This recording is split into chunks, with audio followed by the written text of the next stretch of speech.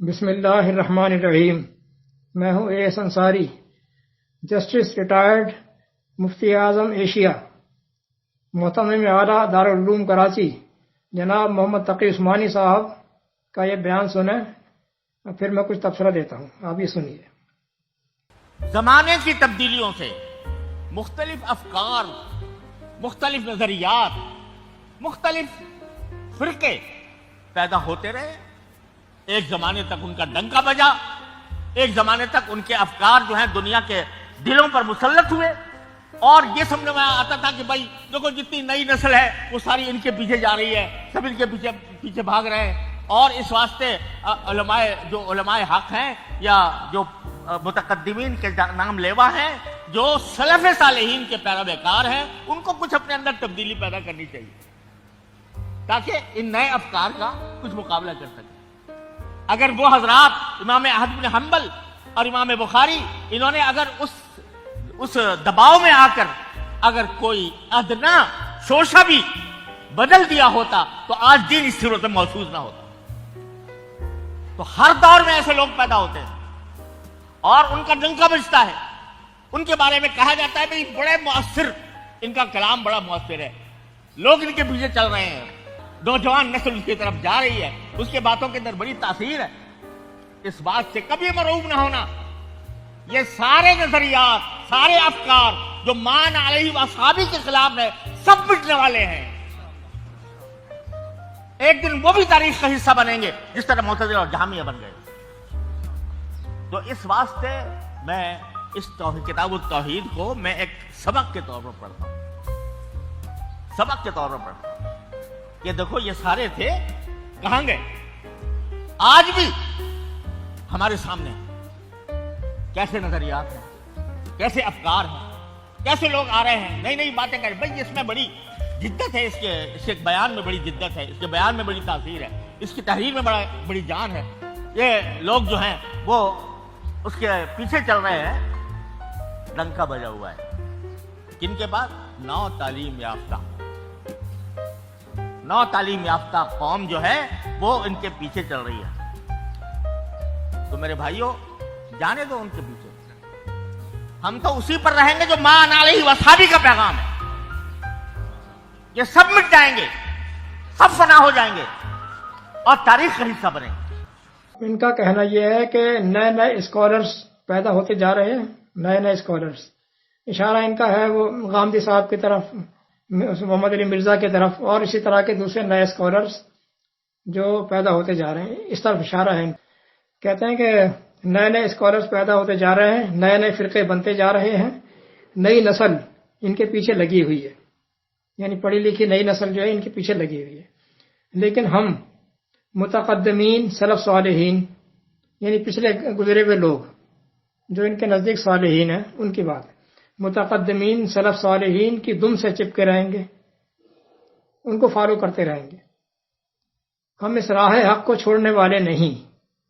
یہ نئے نئے اسکالرز آتے رہے ہیں، آتے رہیں گے، مٹتے رہیں گے۔ ہم جو سلف صالحین کے نقش قدم پر چلنے والے ہیں انشاءاللہ باقی رہیں گے۔ ان کے بیان کو بار بار سنیں، بلکہ کئی بار سنیں۔ یہ صرف اس بات پر فخر کر رہے ہیں کہ ما انا علیہ و اصحابی، کہ حضور کا قول ہے کہ جس ریت پر میں اور میرے صحابی، جس ڈگر پر میں اور میرے صحابی چل رہے ہیں وہی درست ہے، وہ حق ہے۔ آپ نے فرمایا کہ راہ حق وہ ہے جس پر میں اور میرے صحابی گامزن ہیں۔ راہ حق کا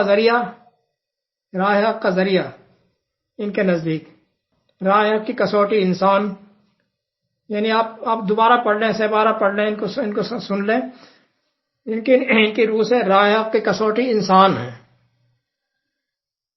اور حق کا پیمانہ جو وہ انسان ہے۔ یہ ان کا ایمان کا خلاصہ۔ ان کے ایمان کو پہلے اچھی طرح سمجھ لیجئے آپ، پھر ہم قرآن سمجھاتے ہیں۔ پورے لیکچر میں انہوں نے یہ نہیں فرمایا کہیں پر بھی کہ حق اور سچ کی کسوٹی قرآن ہے۔ قرآن تو لائے ہی نہیں ہے۔ آپ ذرا سنیں، دوبارہ سنیں غور سے، قرآن تو کوئی ہے ہی نہیں بیچ میں۔ کسوٹی تو بات کی بات ہے، قرآن کا لفظ ہی نہیں ہے بیچ میں. آپ اس پر غور کیجئے. یہ چلانا چاہ رہے ہیں ما انا علیہ و صحابی، جس راستے پر میں چلا اور میرے صحابی چلے. اور یہ سارا راستہ ملے گا کہاں سے؟ انہی روایات سے. یہ سارا راستہ ملے گا انہی روایات سے جو خود بھی مشکوک اور اگر ثابت بھی ہوں. پہلی بات تو سارے خود ہی مشکوک ہیں یہ، اور اگر ثابت بھی ہو تو بذات خود کوئی ایک شخص بھی دین میں حجت نہیں. اگر یہ ثابت بھی ہو جائے، روایات کو ہٹا دیجئے، اس نے اس سے سنا، اس نے اس سے سنا، اس نے اس سے سنا، یہ نیریشن جو اس کو ہٹا دیں آپ. اس کے ہٹانے کے بعد سپوز وہ صحابی اور حضور ہمارے سامنے موجود ہے، پھر تو موجود ہے نا، پھر تو روایت گئی بیچ میں سے. اس کے باوجود بھی کوئی شخص دین میں حجت نہیں ہے، سامنے ہوتے ہوئے بھی دین میں حجت نہیں ہے. اس میں تو کوئی شک نہیں. اللہ کے صالحین بندے بشمول نبی سب کے سب اللہ کے احکام کے پابند تھے، اس میں کوئی شک نہیں ہے، اور ہونا بھی چاہیے. پابندی کرتے تھے، کوئی شک نہیں ہے، کرتے تھے. یہی ان کا مینر تھا، یہ ان کا مینر تھا، ان کا طرز زندگی تھا کہ یہ جو ہے اللہ کے احکامات کی پابندی کرتے تھے. یہ ان کا مینر تھا. اسی مینر پر چلنے کا ہم سب کو بھی حکم ہے کہ تم بھی اسی مینر پر چلو. یہی درست راستہ ہے. قرآن کریم میں جگہ جگہ آیتیں مل جائیں گی اتباع کرنے کی. اس کا یہی مطلب ہے کہ یہ ہے درست راستہ، یہ کریکٹ مینر، اس کے اوپر تم نے چلنا ہے. سارے سلف صالحین اسی پر چلا کرتے تھے، نبی بھی اسی کے پابند تھے. لیکن ان کی ذات کی اتباع نہیں ہے. اس نقطے کو آپ نے اچھی طرح سمجھنا ہے. ان کی ذات کی اتباع نہیں. کسوٹی وہ نہیں ہے، کسوٹی قرآن ہے. وہ اس پر چلا کرتے تھے، ٹھیک ہے. کسوٹی وہ نہیں ہے، کسوٹی قرآن ہے. سارے پیچھے رہ گئے، نبی سب سے آگے ہے. اس بات کو تو ہر ایک جانتا ہے نا، ہم بھی مانتے ہیں، آپ بھی مانتے ہیں کہ تمام جو ہے لوگ جو ہے وہ نبی کے پیچھے ہیں، نیچے نیچے ہیں. ان کا اسٹیٹس نبی سے نیچے نیچے ہے، ٹھیک ہے نا.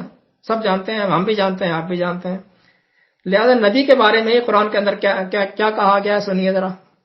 اور بہت دفعہ بتا چکا ہوں، پھر سن لیں. 34 کی 50 آیت ہے یہ. قل ان زللت، نبی سے کہا جا رہا ہے کہ اے نبی آپ کہہ دو، ذرا ان کو سمجھا دو، بتا دو ذرا. کیا بتا دو؟ قل ان زللت، آپ کہہ دیجیے کہ میں اگر گمراہ ہو گیا. دیکھیں جناب کیا الفاظ ہیں، گمراہ ہو گیا. سخت ترین الفاظ ہیں یہ. ہلکے الفاظ یہ بھی ہو سکتے ہیں کہ میں اگر بھول گیا، غلطی کر بیٹھا، ٹھیک ہے نا. لیکن یہ زللت کے الفاظ آئے ہیں. قل ان زللت، میں اگر گمراہ ہو گیا، فانما اضل علی نفسی، تو یہ گمراہی میری اپنی ذاتی ہے، میری ذات کی وجہ سے ہوئی ہے. چونکہ انسان ہوں، انسان تو غلطی کا پتلا ہے، میری ذات کی وجہ سے ہوئی ہے. غلط راستے پڑ گیا، غلط ٹریک پر آ گیا، میری ذاتی غلطی ہے. قل ان زللت، آپ کہہ دیجیے اگر میں گمراہ ہو گیا، فانما اضل علی نفسی، تو وہ گمراہی، وہ غلط روش پر چلنا میرا ذات کی وجہ سے ہے، میرا ذاتی ہے. علی نفسی وَإِنِ اهْتَدَيْتُ، اور اگر میں ہدایت پر رہا، اگر میں ہدایت پر گامزن رہا، وَإِنِ اهْتَدَيْتُ فَبِمَا يُوحَىٰ إِلَيَّ رَبِّي، تو وہ اس وحی کی بدولت ہوگا جو میرا رب مجھ پر کرتا ہے. یعنی میرا درست راستے پر چلنا وحی کی وجہ سے، میرا غلط راستے پر چلنا میری ذات کی وجہ سے. کتنی کلیئر ہوگی بات. 34 کی 50 ثابت ہوا کہ ذاتی اتباع نبی کی بھی نہیں ہے، ان کی ذات کی اتباع نہیں ہے. مینر تو ہے، مینر یہ کہ وہ وحی کی اتباع کرتے تھے، ہمیں بھی کرنا چاہیے. کبھی غلطی بھی تو کر سکتے تھے، وہ غلطی ان کی ذات کی طرف چلی جائے گی، ہمیں اس سے کوئی لینا دینا نہیں، ہم نے وحی کی اتباع کرنی ہے. ثابت ہوا کہ ذاتی اتباع نہیں، نبی کی ذات کی اتباع بھی نہیں ہے، وہاں بھی غلطی کا امکان ہے. اتباع صرف وحی کی ہے، اتباع صرف وحی کی ہے. وحی کی اتباع میں ان کی اتباع ہے، وحی کی اتباع میں غلطی کا امکان نہیں. وحی کی اتباع میں ان کی اتباع ہے، ان کی اتباع میں وحی کی اتباع نہیں ہے. یہ نقطہ تو سمجھنے کا ہے. اگر سمجھ لیں گے تو سارا اتباع کا مسئلہ حل ہو جائے گا. پھر سمجھ لیجئے کہ وحی کی اتباع میں ان کی اتباع ہے. نبی کی بھی اتباع آ گئی، مومنین کی اتباع بھی آ گئی. مومنین کی سبیل کا راستہ جو جگہ جگہ کہا اللہ تعالیٰ نے، وہ اتباع آ گئی اس کے اندر. ان کی اتباع میں وحی کی اتباع نہیں. ان کی اتباع اگر کرنا شروع کر دیں گے اور ہم چاہیں گے وحی کی اتباع ہو جائے، پھر نہیں، وہاں تو غلطی کا امکان ہے. ذاتی اتباع میں غلطی کا امکان ہے. وحی کی اتباع کرنی ہے، وہی ان کی اتباع ہو جائے گی. ان کی اتباع میں وحی کی اتباع نہیں. اگر اس بات کو باریک فرق کو سمجھ لیا تو اتباع کا سارا مسئلہ حل ہو جائے گا. اس آیت سے یہی نقطہ کلیئر کیا گیا ہے، اور وہی قرآن کی شکل میں محفوظ ہے. اس کے سپورٹ میں ایک دوسری آیت بھی سن لیجئے. یہ تو میں سناتا چلا آ رہا ہوں، میرا تو اصل ٹاپک ہی یہی ہے. لیکن ظاہر ہے کہ ہر ایک لیکچر میں، ہر ایک اسپیچ میں ساری باتیں تو نہیں آ سکتی نا. اس کے سپورٹ میں ایک آیت اور بھی سن لیجئے. وَأَنَّ هَذَا صِرَاطِي مُسْتَقِيمًا فَاتَّبِعُوهُ، اور یہ ہے میرا راستہ، مستقیم راستہ، سیدھا سچا راستہ. فَاتَّبِعُوهُ، پس تم اس کی اتباع کرو. دیکھیں کیا کہتا ہے قرآن، وَأَنَّ هَذَا صِرَاطِي مُسْتَقِيمًا فَاتَّبِعُوهُ، اور یہ ہے میرا راستہ، مستقیماً، سیدھا سیدھا، سچا سچا راستہ. فَاتَّبِعُوهُ، اس کی اتباع کرو. وَلَا تَتَّبِعُوا السُّبُلَ فَتَفَرَّقَ بِكُمْ عَنْ سَبِيلِهِ، اس کے علاوہ دوسرے راستوں کی پیروی مت کرنا، وہ تمہیں اللہ کے راستے سے بھٹکا دیں گے. اس کے علاوہ دوسرے راستوں کی پیروی مت کرنا، وہ تمہیں اللہ کے راستے سے بھٹکا دیں گے. ذالکم وصاکم بہ لعلکم تتقون، یہ اللہ تعالیٰ تمہیں وصیت کر رہا ہے تاکہ تم بچ سکو، تاکہ تم تتقون، تم بچ سکو، متقی بن سکو، تقوی شعار بن سکو، اور غلط راستے سے بچ سکو. دیکھا جناب کتنی کلیئر ہے بات، کتنی کلیئر ہے کہ ایک کتاب ہے جس کی اتباع کرنی تھی، جس کی روح سے حکومت سازی کرنی تھی، جس کی روح سے آپ نے لیجسلیشن کرنی تھی، آگے کے رولز بنانے تھے، رولز اینڈ ریگولیشن بنانے تھے، جس کے اس کو آئین مان کر، دستور مان کر آپ نے حکومتیں چلانی تھی آگے. یہ ایک کتاب ہے، غیر مشکوک کتاب. پیچھے کی طرف جھانکنے کی ضرورت ہی نہیں ہے کہ کون کیا کر رہا تھا، اس کی ضرورت ہی نہیں ہے. حکومت سازی کرنی تھی، حکومت چلانی تھی، وہ تو تم نے آج تک نہ کیا. وہ تو نہ اس طرف آنے دیتے ہو کہ یہ دین ہے، یہ مذہب نہیں ہے، یہ ایزم ہے، زندگی گزارنے کا لا عمل ہے. یہاں تک تو تم اس بات کی تو ہوا تک نہیں لگنے دی آپ نے. اگر پڑھی لکھی نسل کو کچھ ہوش آ گیا ہے تو اسے اپنے دم کے پیچھے چپکانے کے صحیح ناکام کیوں کر رہے ہیں آپ کے پیچھے لگے رہے ہیں وہ. اب ملا کی دھاندلی چلنے والی نہیں ہے جناب. جھوٹ کے بادل اب چھٹ رہے ہیں، جھوٹ کے پاؤں نہیں ہوتے، اس کو ثبات حاصل نہیں ہوتا جھوٹ کو. جو ہی روشنی کی کرن پھوٹتی ہے، اندھیرا دم دبا کر بھاگ جاتا ہے. جاء الحق وزاق الباطل وان الباطل کان زہوقا، یہی حقیقت ہے. جو ہی روشنی پھوٹتی ہے، اندھیرا دم دبا کر بھاگ جاتا ہے. جب تک روشنی نہ تھی تب تک اندھیرے کا راج چل رہا تھا. اب آپ کا کاروبار ٹھپ ہوتا دیکھ رہے ہیں تو آپ نے تل ملانا شروع کر دیا جناب. یہ دھاندلی چلے گی نہیں آپ کی محترم. چلیے والسلام.